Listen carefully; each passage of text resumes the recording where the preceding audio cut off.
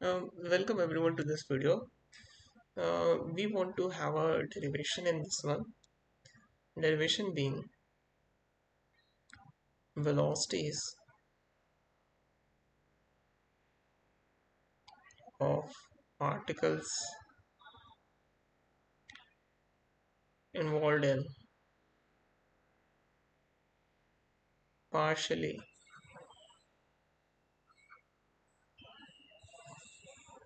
elastic collisions.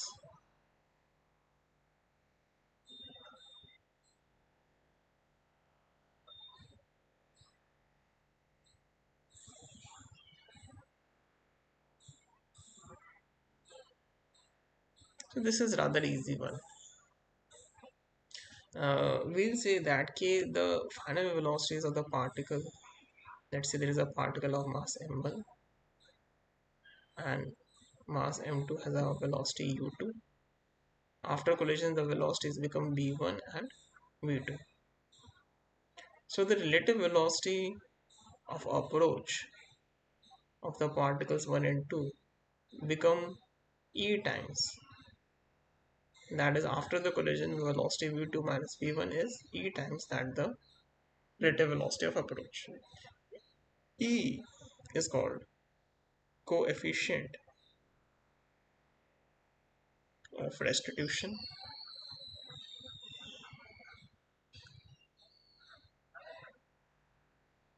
So just writing the equation of motion, the equation of momentum.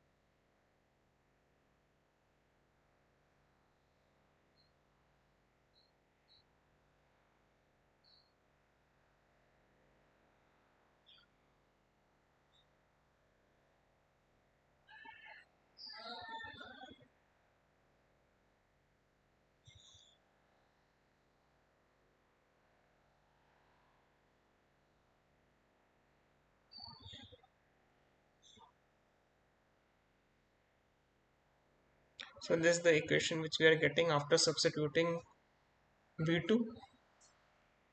We took the calculate the value of v2 from here and substituted that in this equation. So this is what we will get. So then we'll gather m1 and m2. Our u1 and u2 we can gather. So this becomes m1 minus m2 divided by m1 plus m2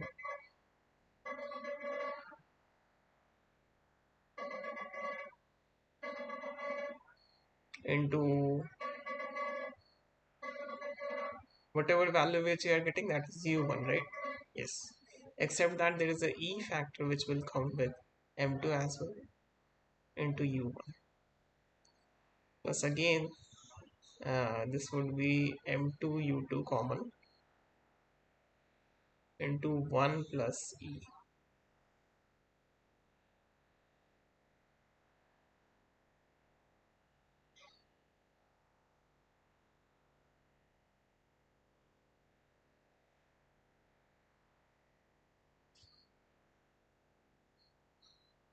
divided by m1 plus m2.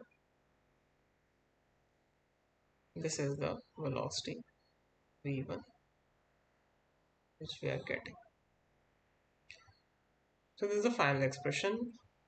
We can write expression for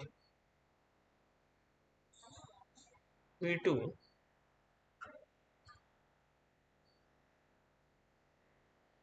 by exchanging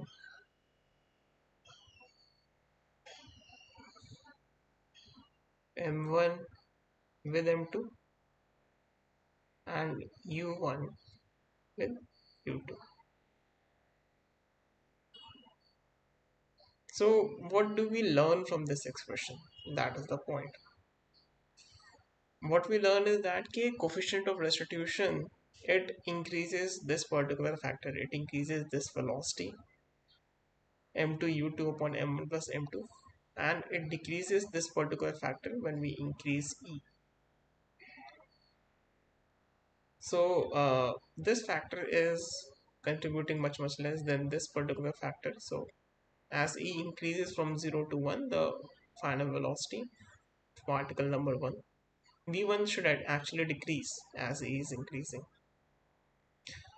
So that is the whole crux of the derivation, that how changing e it basically affects our final velocity v1.